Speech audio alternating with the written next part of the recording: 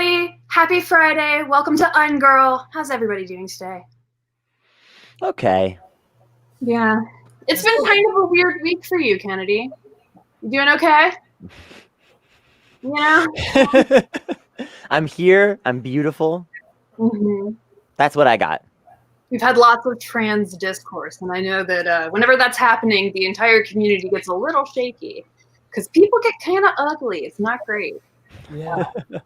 Which we will, of course, be talking about later in the episode, not just sort of what the discourse has been, but in particular, at the end of the episode, we're going to have a really nice, in-depth explanation for everybody, like, why is everybody so mad about Elliot Page? Why are so many people rushing to Elliot Page's defense? Why does everybody keep saying the word TERF, and what does that even mean?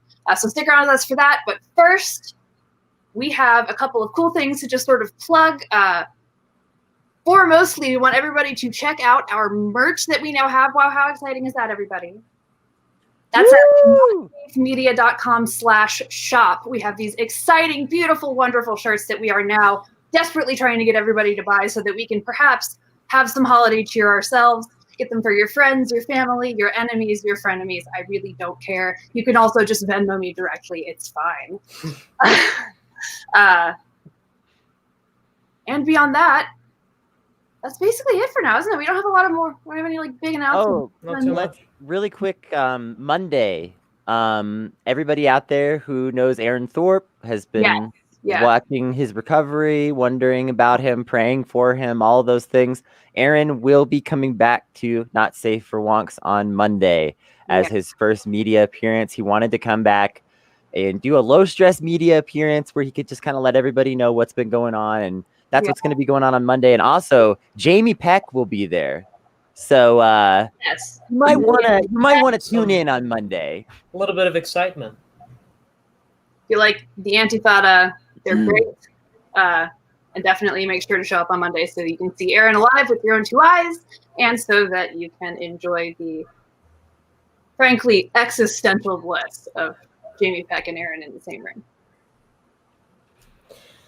Anyway, Elliot Page. Yeah. Let's talk about it. Recently, Elliot Page came out. We are not going to use any of the names people use to refer to Elliot before then, because that's called dead naming. And a core thing to understand with trans people is when they change their name, their old name not only doesn't exist anymore, but never actually existed. You have to literally just like, it is dead, it is gone, you don't use it. Sometimes people are okay with it, but that's like really a case-by-case basis. Assume, when in doubt, you just don't use somebody's name for before. So Elliot Page has been Elliot, has been a boy, will always be a boy. There's nothing to update there, and frankly, I don't really want to even like give anybody else the time of day about this. Yeah. But unfortunately, other people are still talking like a lot of shit, like so much shit. And I really wanted to just sort of talk in the broadest sense about the sort of spectrum of things we've seen. Thankfully, there have been a lot of people really stepping up in support of Elliot Page, which we appreciate, and we also are here to do. And then some of the criticism you see is like, oh, you know, there's only two genders from Ben Shapiro, which of course is a gross misunderstanding of what gender is. And also, Elliot Page is a binary gender. He's a dude, which you can just be. So I thought to kind of really start with, if we're coming from the ground up, we should talk about like what gender is and how it's different from sex. And if anybody else wants to talk about that, I don't want to be the only one talking here, so I'm happy to hand it off. Let's get into that really quick before we jump into that much broader topic. I just want to say, like, if you met someone in college and you got introduced to them as, let's say, Chaz, some weird college nickname, and that was the only name that you knew them by, but then years later, you end up working at the same, like, IT firm or something with Chaz, and you're like, hey, Chaz, what's up? And he's like, actually, I don't want to be called by my college nickname. That was never actually my name. My name is Greg. You would be a huge dick if you didn't respect that the first time, and every human on Earth knows that. Like, there's no question that, like, just that basic respect is worth providing to people and that it is like ridiculous not to do that, for some reason, when a queer person asks you for the same thing, y'all freak out. And you need to really like sit with that and think about that. If you're the kind of person that is struggling to not dead name people, you need to think about the fact that like if your college buddy asked you, hey, don't call me that crazy nickname anymore, you would do it. And if you didn't do it, you would know that you're being a dick. You would know that you're being a dick. Yeah. So like just this whole Elliot Page thing, this should not be a discussion. And I really feel like the only reason that it is because of Elliot's acting career and the fact that people are going to have to watch old movies where Elliot is not presenting strongly as a man. And then they're going to be like, well, do I call Elliot Elliot back then? I'm confused. And you're not confused. Call Elliot Elliot. It's that simple. It's very easy to understand. Name is Elliot. Has always been Elliot. There's nothing else. And when you think about it, it's really fucking appropriate because Elliot was playing a girl full time. So yeah, fantastic acting. Entire time. That's a thing I think a lot of people don't understand about transness, right? Is the gender that they are assigned at birth, to whatever extent they conform to those expectations, is a performance for them.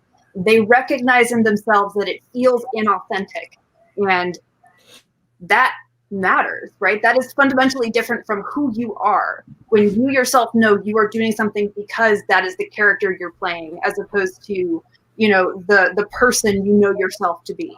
Mm-hmm.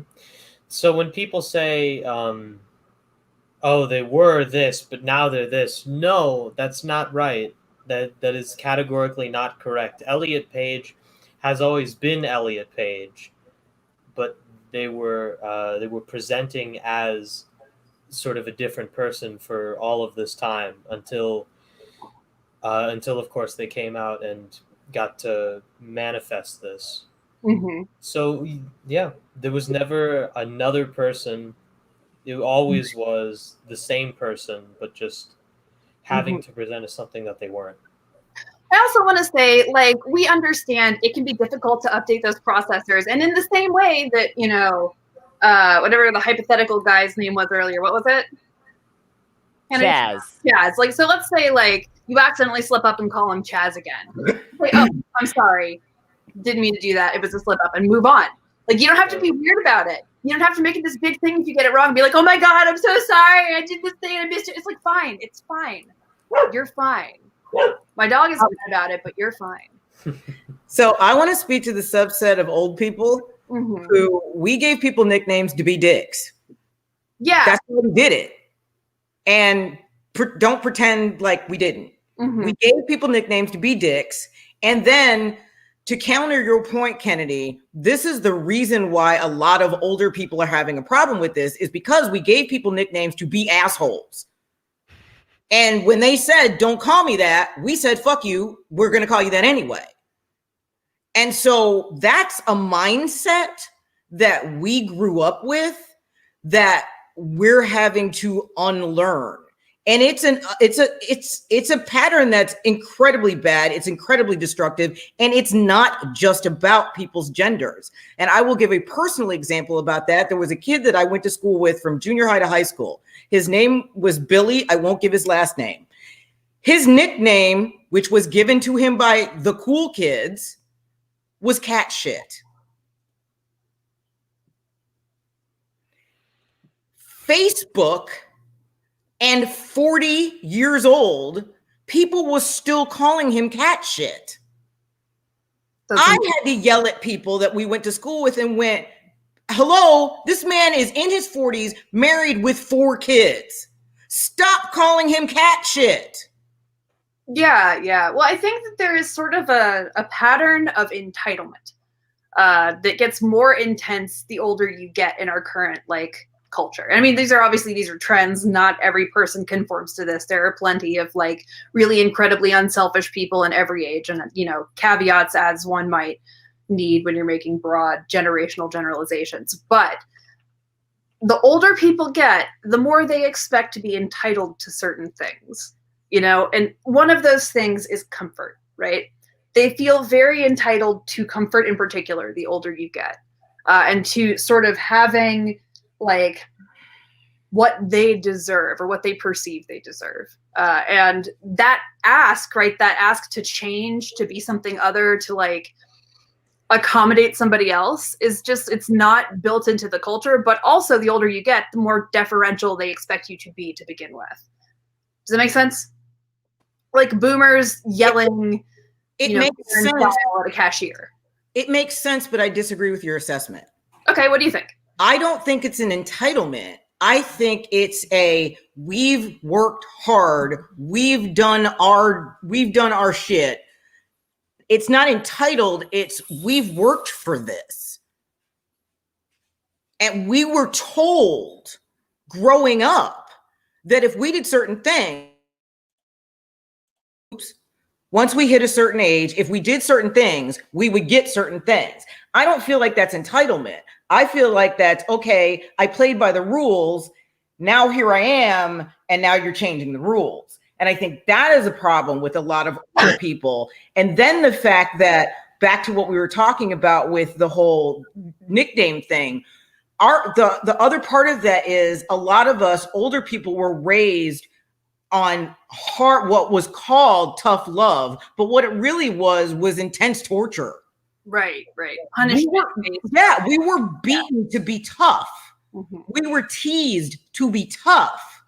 And not just by our friends. We were teased by teachers. We were teased by authority figures everywhere. We were teased by our parents to try to toughen us up. Yeah, I don't know who decided being traumatized was socially like desirable, but the same people who said what it means to be a manly man. Mm-hmm. And so now we're having to deconstruct all of that. And some of us were already doing it on our own, so it's easier for us. Don't get me wrong. Some of us are still struggling with things, but there are other people who never did that and don't possess the personal capacity to do it on their own. Right. And when you're confronted with it, and a lot of them don't even realize that there's anything wrong, because this is how they were raised. Yeah. So this is the right thing to do. I like what you said about like just getting to a certain point and feeling like I've done the right things, I deserve something, actually, because I kind of feel that way about gender, actually.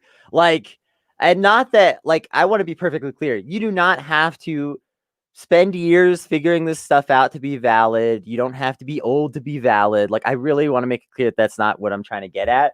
But at the same time, like, there was this perception that I had that was sort of enforced societally that, like, well, if you really like feel this way and you come out and you express this and you do all these things and eventually like you'll be old enough and we'll take you seriously, was like kind of the attitude I got from a lot of people about gender. But now, like, I'm 30, I've been out for years, I've been asking people to take me seriously for years, and I'm still getting treated kind of the same. And I'm wondering, when is it that I get that respect that you promised me? When is it that I get that moment that you promised me of, like, and this is just to, you know, people out there in general, this isn't to anyone in particular, but just when is my moment coming of like, I've been doing all the things that you asked me to do to try to prove that I'm valid. I've learned more about gender theory than I ever cared to, just so I can try to explain myself to you. When does the validity come? Rachel, you're muted. Rachel, you're muted. Damn it, today it was me. So I'm thinking of Elliot Page again, sort of where we started with this little arc of the conversation, and how one of the big risks Elliot has taken by coming out is that he won't be cast in anything anymore, or he'll only be cast as specifically a trans guy, and he'll end up getting like really typecast because of it. And I think that reality, that material change, right, that you have to just expect realistically, you're going to take this massive financial hit by coming out, right? You're going to have to take all of this verbal, emotional, and psychological abuse by coming out. You know,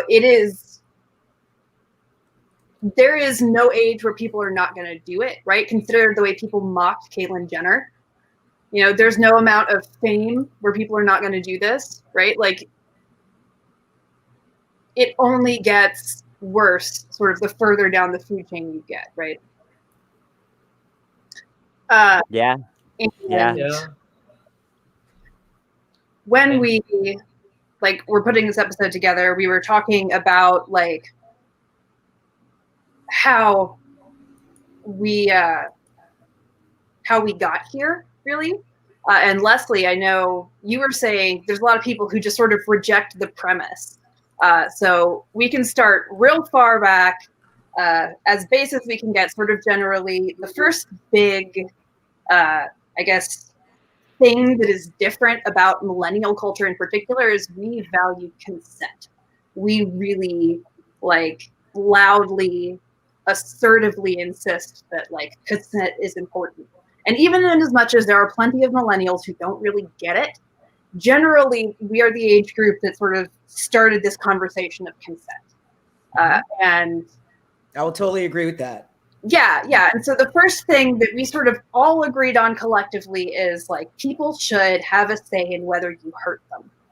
You should respect if a person says this hurts me, okay, take a step back, believe them, and I think you don't just get to say no to that. And this is something I've been using the context of experts, how you would treat an expert. Sometimes you might see an expert speak and you don't agree with them, right? I want to be clear about how this works, because sometimes you might see an expert give a talk. You don't agree with all of what they say, even though they're an expert in their field, right? The same thing is true of people telling you about their experiences with gender, or just people telling you they're hurt in general. You don't have to agree 100% with what they're saying. You do have to accept that they are the expert on their own feelings. And that whether you agree with every part of it or not, you still cannot claim to come from a greater space of expertise about whether or not something is harmful to someone who is telling you that it is than the person that is telling you that. You cannot do that. Right. And this doesn't break strictly along gender lines, right? This is generally how the power dynamic we push for is with regards to marginalization across the board. So when you're talking to a person who has less institutional power than you, and that means access to the courts, access to the police, money is a huge one, employability is a huge one, social approval in sort of a gestalt sense creates all of these and creates advantages and disadvantages for all of these. When you have that kind of power over a person and they are talking about their experiences suffering because of that system, you don't get to talk over them.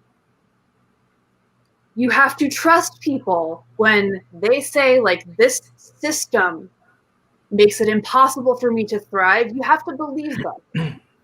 And like I said, treat them like the experts in the same way that, like I say, even if you saw an expert saying something that you disagreed with, you wouldn't say to that person, you're not an expert in building bridges or whatever it is that they know about. You would say, I disagree with these points or something, perhaps. At which point, maybe you're still wrong, but at least you're having a conversation that's predicated on respect, as opposed to saying, no, I don't believe in your expertise, even though clearly you are accredited in X field. And in this case, the field is gender. Yes. Yeah, it's a crazy concept, but yeah, basically people know shit about their own lives and you can't say anything over them. Yeah. You can't know more than they do. And I want to speak directly to Black people because this pisses me off. Black, straight, or cis people have the biggest issues that I've been seeing in both genders of not acknowledging this. And if if you're expecting anybody to help with our struggle, then you, and when I say you, I mean me too, we need to shut the hell up and listen to what other people have to say about their struggles.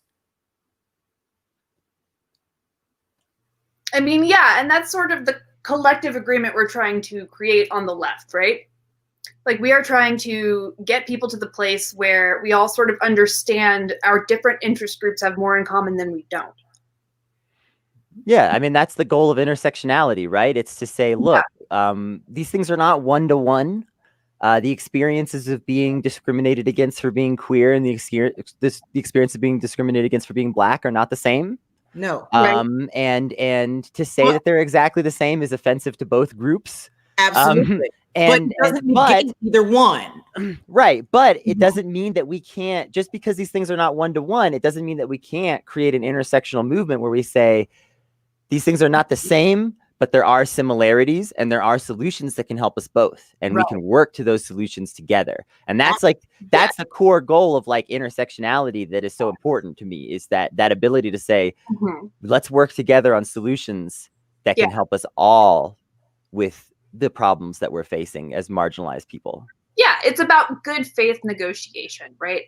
And in that same capacity, like, everybody should show up for everybody. We should all be coming from this place of like interest and curiosity and kindness. You know, that's how we should be interacting with people when they tell us like, hey, this is hurting me. And, you know, there are going to be times where somebody really does just have like a bug up their ass and they're just totally wilding out. And if that is the case, what you do is you keep that to yourself and you don't say it to anybody. Like, you can just privately to yourself know in your heart that they were wilding out, and that's fine. You let them have it, because that is literally the least you can do, is just let them have it. Let them figure it out on their own. And I know that is so hard, right? Because we live in a correction-based society where we all feel this intense responsibility to correct other people's mistakes and behavior. But actually, you can just not. You can keep that to yourself and just let them be wrong. Especially if it's not hurting anybody. You can just do that. That's true.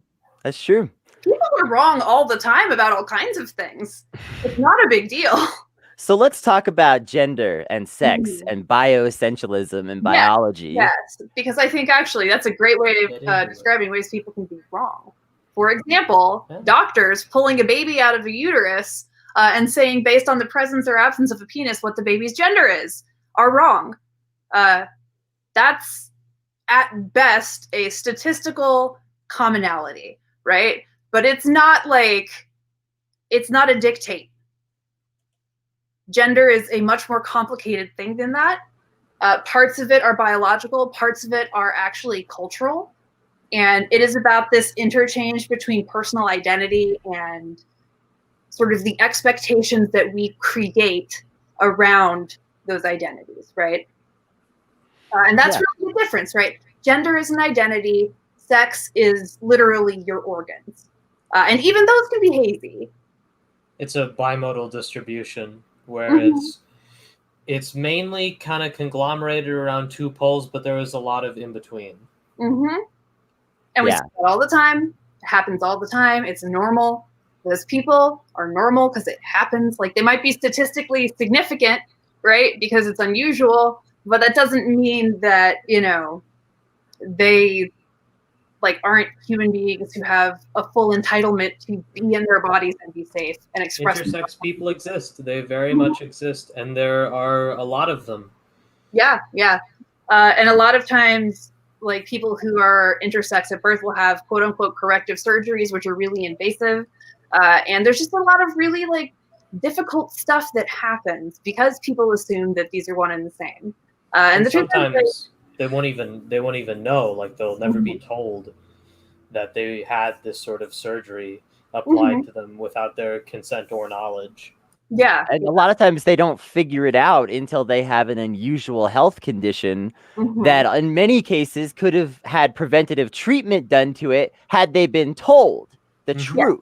So I want to point out that, like, this is extremely damaging to people's lives to force everyone into the binary, even by biological standards, even by the strictest, most pig-headed, authoritarian biological standard. You are still unnecessarily destroying intersex people's lives. So, like, without even bringing gender and where that comes into it, like, this is not an acceptable way to treat people. It is not acceptable to tell people this is who you are based on some body parts that we observed when you were born. And it's also, there's kind of a craziness to all of it, because a lot of times there's this sort of argument that the bioessentialists make that, like, if you don't have a completely consistent and coherent train of paperwork following the status of your genitalia, a doctor's going to be really confused someday and not be able to treat you. Right. That's insane. I just want to say that, like, that's crazy person thinking. Like that's not a rational argument at all. People's medical status changes throughout their life for all kinds of reasons. Whenever you see a new doctor, they need to figure out who you are now, not just look at some old paperwork. If they're not doing that, that's a basic failure of the medical industry. That has nothing to do with like me. And like it's absurd. It's absurd to say, oh, if every piece of paperwork tracing back to your birth isn't 100% consistent in this particular regard, it's going to be too confusing for people. Get over that nonsense. It doesn't even reflect. Before we get too far down this path, which is very important and valid, and define a term you used, actually, because you said bioessentialist, and I've developed a new strategy where I'm defining these terms because I got some feedback from some people that nobody knew what the fuck I was talking about. So a bioessentialist, let that be known. It is a person who believes that gender is determined by sex. That your chromosomes or your genitals or, you know, your whatever that you are born with, if left completely untreated by medicine, whatever that appears to be more according to, I guess, them, you are that gender, and there is no in between, and like it is just the two. That is what that belief is about. And it's the same kind of shit as all those people who used biology to justify racism, who measured the size of women's skulls, like all those things. Like if you are a bioessentialist and you are one of those, well, biology, blah, blah, biology has been used to oppress people forever. And leaning too hard on the idea of biological absolutism rather than realizing that biology is still a product of our culture like all other sciences, and that it is influenced by culture like all sciences, is lumping yourself in with a historical precedent that you do not want to be a part of. I'm just going to make that clear. You do not want to be in the same historical category as skull measurers. You do not want that. It's not a good look for anybody at all. And now that we sort of defined these baseline things, why they matter and what the differences are, I think it would be good for us to sort of sidestep and talk a little bit about what radical feminism is, the history of radical feminism, and also how this sort of bioessentialist, quote unquote, feminist movement came to be, and what it's doing now, and why it's bad. But first, we're going to just take a quick break and get a breather. We'll be back.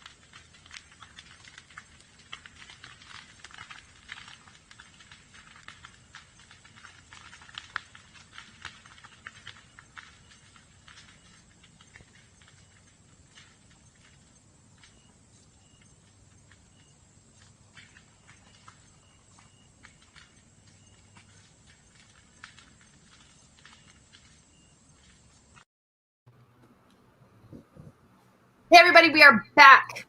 Happy to be here. So what is a TERF anyway? A TERF is what pretty much everybody other than TERFs call trans-exclusive radical feminists. So that's the first thing, just like, what is this term? It is that. And they didn't start out like having an opinion on transness. They developed their opinion on transness as trans discourse increased. And that's important to remember because trans-inclusive and trans-exclusive radical feminists actually share common ideological roots. And that's going to be important because the way each group applied those values and applied those understandings really created this massive rift that has yet to heal vastly along generational lines. Like a lot of the TERFs I see are like 40 up, and I don't tend to see nearly as many among younger people. There is a weird thing going on there, and I don't know why it is. I think it's to do with its roots in second wave feminism and those ideals sort of not evolving with the times, and second wave feminists not transitioning into third wave feminists. And this is why some people have noted that England has a lot more TERFs just in public view than other places, because England never really got past second wave feminism. So, yeah. Actually, since you said second wave feminism, would anybody like to define that for people? What is second wave feminism? What distinguishes it from first and also third wave? Anybody want to sort of elucidate that for people? Well, I can tell you I have no friggin' clue. So, okay. I will go ahead and do it then, if nobody else wants it. So when we talk about feminism and we talk about waves of feminism, a lot of it really has to do with the goals of the movement at the time, right? So the first wave of feminism was white feminism, and it was very specifically to get rich white women the ability to inherit property and vote.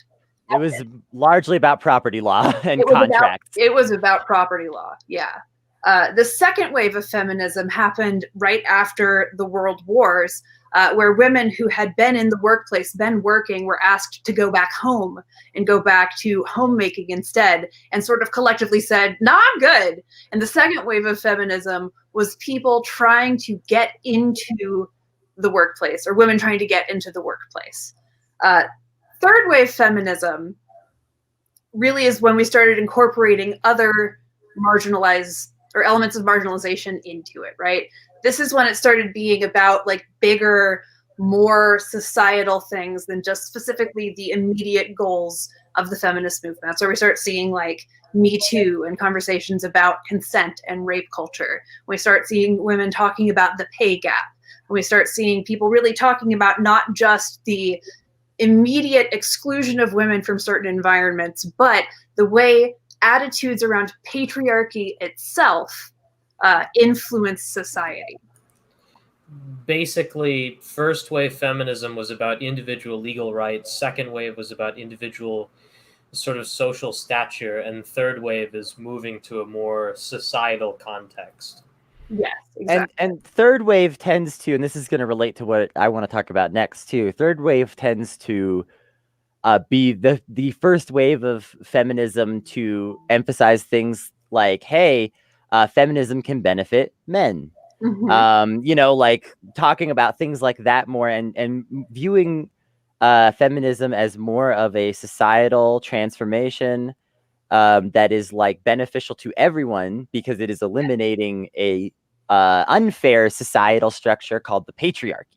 Yes. Which tends to be like a big emphasis of a lot of third wave feminism. And I think that this holistic view is important. And I think that this relates a lot to what we're about to get into with TERFs, because I think that holistic view has also been missing from the queer community for a long time. Yes. I think that in recent years, LGBTQ folks have banded together a lot more and said, we are essentially of one body that needs to defend itself as one group, and to protect itself as one group, and to promote itself as one group. But that was not always that way at all. And I can just say, you know, it's changed a lot just in my lifetime, because growing up, if I wanted to hang out with queer folks, I needed to hang out with a group of gay men, or I needed to hang out with this or that, or, you know, like there were like these specific gay guys and lesbians, and they were still very ferociously divided from each other. And don't forget, us bi people were told that we didn't exist. Yep. Yeah, and I was actually about to bring that up, so thank you for giving me that transition. In particular, one of the things that really expanded gender discourse was the expansion of sexuality discourse, where people who were bisexual and later people who were pansexual described in any other number of ways being attracted to more than one gender at all. And from that conversation, this idea that you don't just get sort of handed one and that's what you choose. We also started seeing conversations about polyamory and ethical non-monogamy and a lot of other sort of like important conversations about how we structure our families, how we structure our relationships that have spawned off of it. And so, you know, it's useful to think about where it came from, but it's also important to recognize that as we move forward with any of these, there are a lot of contexts that are changing as well. Yeah. Yeah. And I just think it's important to note that, like, a lot of this trans exclusionary radical feminism comes from a time when queer groups believed that they were on their own and that they couldn't rely on anybody else and that they could only count on their own internal communities. And they had some valid reasons for believing this. Like, I as much as I want to shit on TERFs, and I do love shitting on TERFs, and I'm intending to shit on TERFs a lot before this is over, I do want to be clear that, like, the trauma that leads to some of this behavior isn't entirely false. Like, we're talking all about hearing people's feelings on this show today. We can't simply say that these people have no legitimate traumas that need to be addressed. That said, their traumas do not justify discriminating against people like me. Yes. So it's complicated, but yes, they need to, you know, they need to do better regardless to some extent. However, it is complicated. It's really fucking, the history of this stuff is really fucking complicated, and we do need to, like, take all of that in it when we are being angry young queers on the internet yelling, and remember that, like, you know, there's a little bit for us to learn here too.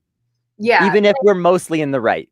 These are the people who grew up in the conversion camps era, you know, whose queer friends were literally sent off to camps where they were psychologically abused and tortured for being queer, with this weird, to the extent that many of them killed themselves. Yes. And that's why, among other reasons, the queer suicide rate is so high, right? It's because people's default reaction is we need to beat it out of you. For a lot of lesbians, they have experienced corrective rape. When we talk about older lesbians, right? Being forced to have sex with men because once you do it, you'll like it, you know, and that's not true. That's not how this works, right? But it was the expectation at the time. And so I understand and empathize with the trauma these women are speaking from. And I'm gonna throw in there that men had or boys had the same thing with, you know, there was a time where your dad, your uncles brought you to a whorehouse. Yes. As a rite of passage, and you couldn't say no. Yeah, yeah. And I mean, I don't think, and we'll get to this sort of towards the end. When we talk about patriarchy, one of the weird things about it is that it is violently reinforced on all people. It is not just applied to one person. It is a very rigid and explicit hierarchy with, like, dictums. But we're going to talk about that at the end, because that's, like, that's like fourth wave feminism stuff. And we got to get there, like, as we sort of get through TERFdom, as it were. So when the pansexual discourse started, with the rejection, like, pansexual discourse alongside non-binary discourse, this was, like, in the aughties. This was when, like, Kennedy and I were coming of age. The conversation was about whether you had to be one at all, like whether you could be both or neither, or somewhere in between the two. You know, whether gender itself also existed on the same sort of sliding scale as sex obviously does. And ultimately, you know, we were able to, as non-binary people, come out and say, like, hey, no, like, this isn't us. And we aren't either of these, and we like our androgyny, or, you know, we like our non-conformity. And that was very liberatory for a lot of people, but it also, like, really made some of the feminists furious, like, extremely furious. And generally speaking, not, like, always, but in particular, older lesbians are the ones who tend to be, like, the most likely to be TERFy. And I think it really does extend from, like, that discourse, that fear that if people believe that, like, bisexuality is a thing, that more women like them will be raped correctively with the expectation that maybe you're just bisexual and don't realize it. And they're trying to prevent that trauma from happening to somebody else. But in doing so, they traumatize people like me, who I have identified as bisexual ever since I can remember. I've always been attracted to both men and women. The word pan didn't exist when I was growing up. Yeah. So I've always identified as bi, but and I now identify as pan, because I don't care what you've got going. I fall in love with people. Right. But with that said, and I said this to you yesterday, this is the first time I'm ever going to say this out loud. I have never considered myself part of the community. Yeah. Ever. Yeah. I've always said this to people. I'm an ally. I've got your back. And I've been fighting for queer people, trans people for as long as I can remember. Right. But I've never felt part of the community. And I felt like, in calling myself part of the community, I was taking something that I wasn't entitled to. Yeah, well, and I think that's the exact kind of cliquishness that Kennedy was talking about earlier, right? This idea that, like, you can't really be one of us. Before we developed these more holistic understandings of gender, sex, and sexuality, all of which are, interrelated, but ultimately different things.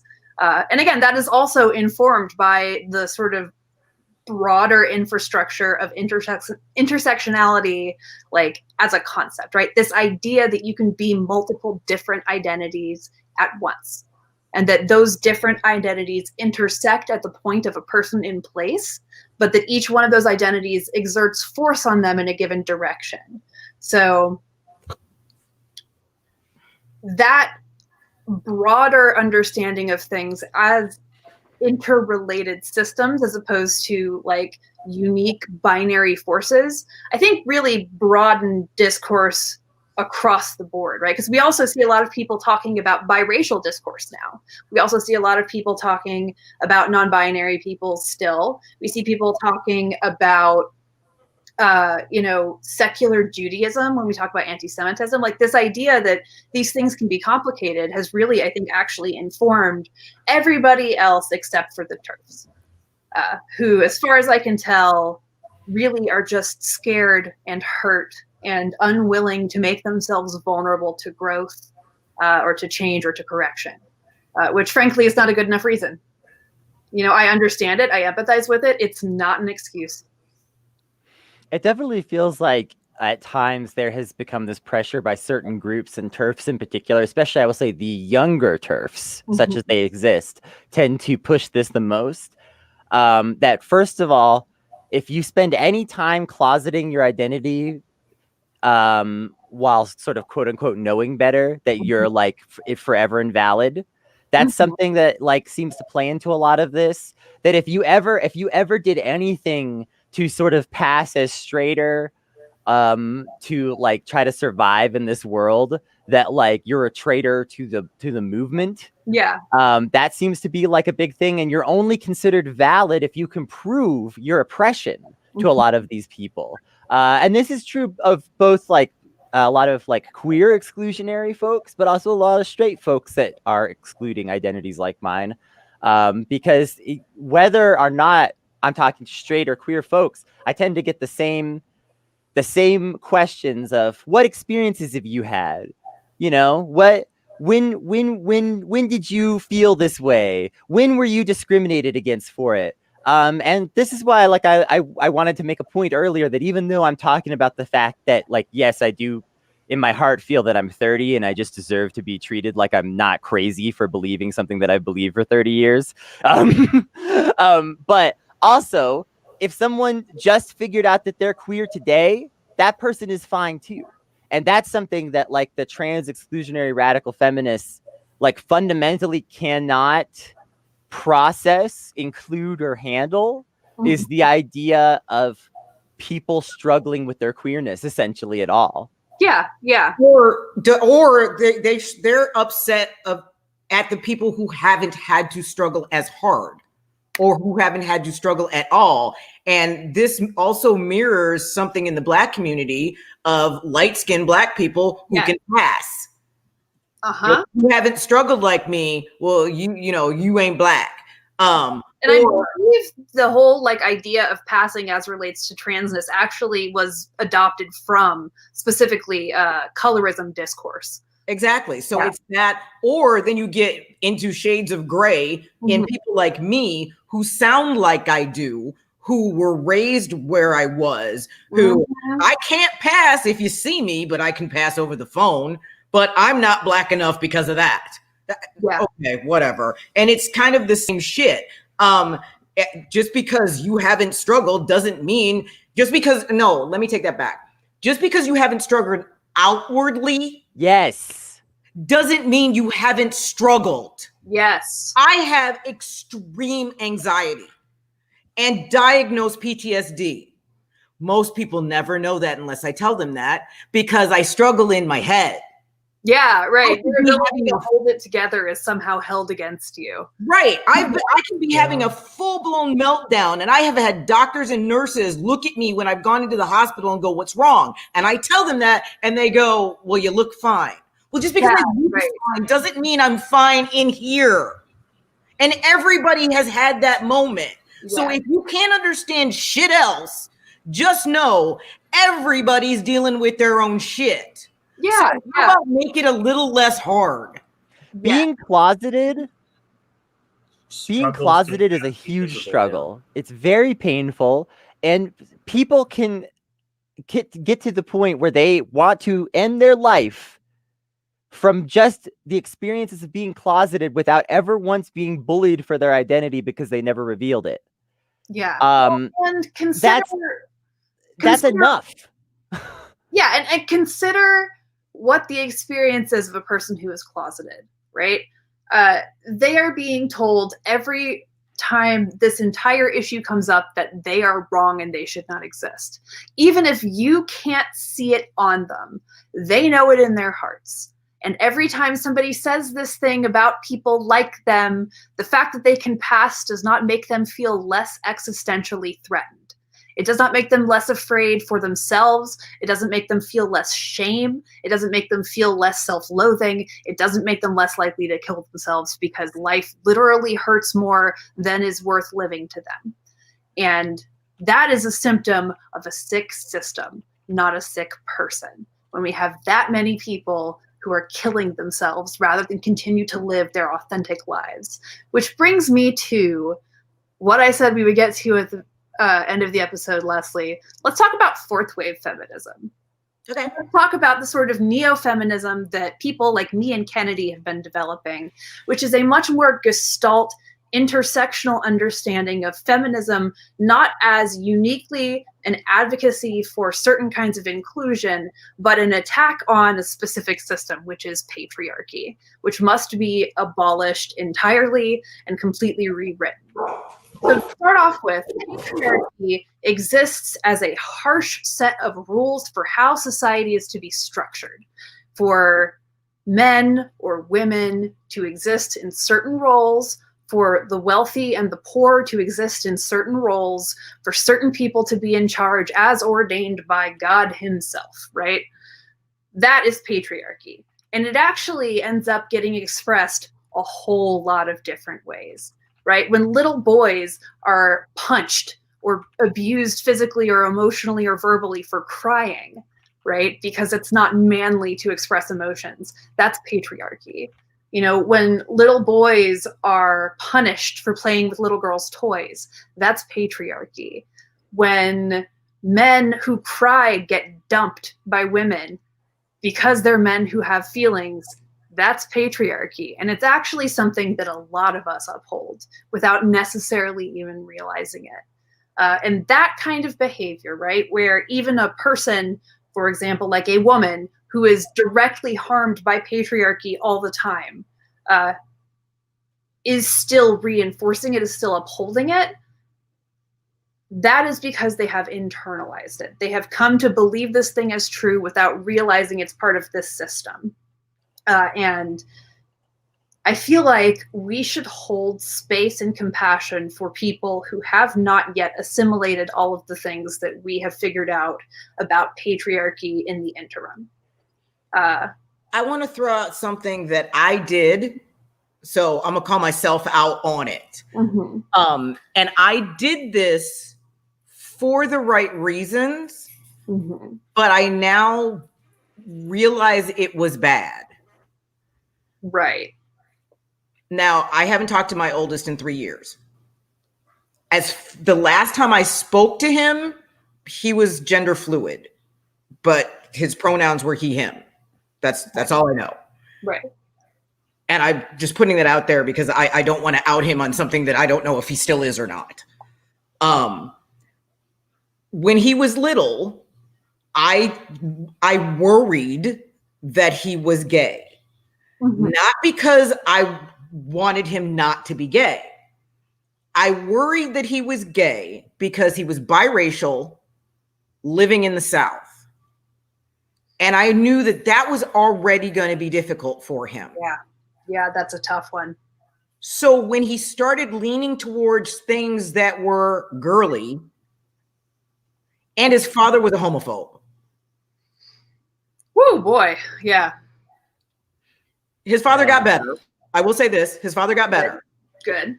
And I was married to his father, both my children's father, when I realized that I needed to explore my sexuality and that husband allowed me to do it. So I give him credit where credit is due. But at this point, he was still really, really anti anything not traditional.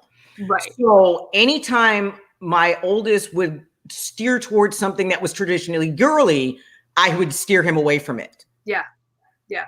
And you didn't know. Honestly, this conversation hadn't been happening yet. It's okay. No, but we used to talk about it.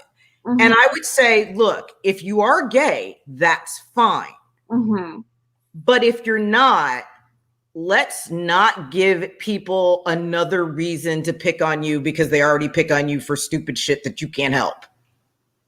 And I obviously I said that age appropriately. Yeah. But I did say that to him. Well, and I think there's an I shouldn't have. I should have just let him be what he wanted to be. Mm-hmm. But I was trying to make his life, he's also on the spectrum, and he didn't get diagnosed till he was 22 because no one would listen to me.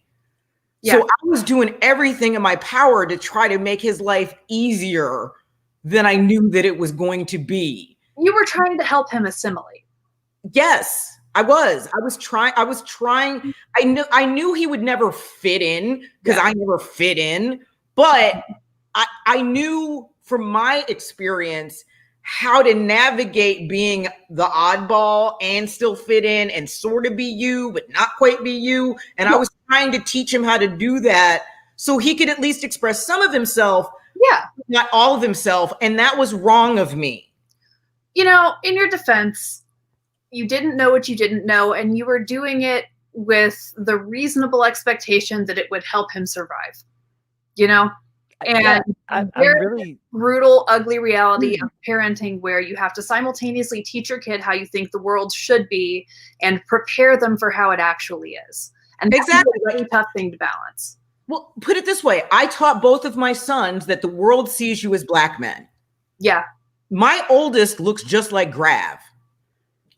Grav is Puerto Rican and looks Puerto Rican. My kid looks Puerto Rican. Mm-hmm. But I had to tell both of my children the world is going to see you as Black men, and as such, they're going to treat you as Black men. Yeah. And I do know this. My youngest considers himself a Black man. My oldest considers himself biracial. Yeah. Well, and I mean, that's part of the same sort of spectrum discourse that really we're talking about throughout this entire episode, right? There's a very similar analog within transness, cisness, queerness, straightness, you know, where you either meet the standards of what is considered normal under patriarchy, right? You fit into the box you're supposed to fit into, or you are other, right? So you either are exactly the gender that you were supposed to be, quote unquote, by society's standards, or you are trans. right? Even though trans is this massive spectrum of different identities, you either are perfect or you're trans. Same thing with like sexuality, right? It's like either you have only ever had heterosexual relationships or you're queer, right? And it's this sort of really brutal reinforcing of those expectations and of conformity to those expectations that is patriarchy, right? This idea that a family unit needs to be structured a certain way and anything else is inherently bad for society, that's patriarchy. Jordan Peterson is literally just saying we need to go back to patriarchy. Meanwhile, everybody else who has had trouble assimilating into it for however many decades or centuries or, you know, millennia, depending, everybody else is saying, no, I don't really want to assimilate anymore. I don't think we should have to. And that's really what this whole thing is about, right? Like the modern era, the modern justice movement is about no longer asking for permission to be authentic and no longer feeling like we should be forced to assimilate when the only thing that does to most of us is make us miserable. Yeah, I think, Leslie, what you said was very powerful. And I would hope that more people could come out and just admit that, listen, like you were doing your best to teach survival mechanisms that you thought were essential at the time. Mm-hmm. Like it's not that you were trying to do the wrong thing at that time. We live in a very oppressive society that is very hard on marginalized people, and you were trying to teach the best tools that you thought were available. Yeah. But I'm really proud of you for being able to admit now that that was wrong. And I hope that more people can realize that even if you were doing your best at that time, even if you were, you know, just trying to, you know, like I say, teach survival skills at that time, that this is the time we live in now, and you can admit that you were wrong and change on these issues. You can change how you feel about these subjects. And Leslie, I really appreciate your honesty on this. Really, like it's truly moving to have you talk about something like that, because a lot of people will not. They like to talk about the changed person. They don't like to talk about what led to that change. Oh no, I will. That's what I'm here for. I'm here to tell you all of my fuck ups so that you can learn from my mistakes. And being the old head here, you know, I'm closing in on Social Security. So I went through shit that most of the people on the network's parents went through. And I can give you perspective from their perspective. And I'm okay if you yell at me because I know I screwed up. Yeah. I know I did. Well, yeah. And I mean, I think that kind of humility is going to be instrumental in the entire process moving forward. And, you know, my hope is, as always, that we are able to come together and liberate all of ourselves together with each other by really fundamentally changing how we approach power itself, how we approach patriarchy itself. We really got to wrap up because I know Kennedy's got to go. Does anybody have anything to plug? Leslie, I know you have the book Forgotten Tomorrows, Crazy Todays. Kennedy, April, anything else? No? Not much. Just buy our merch.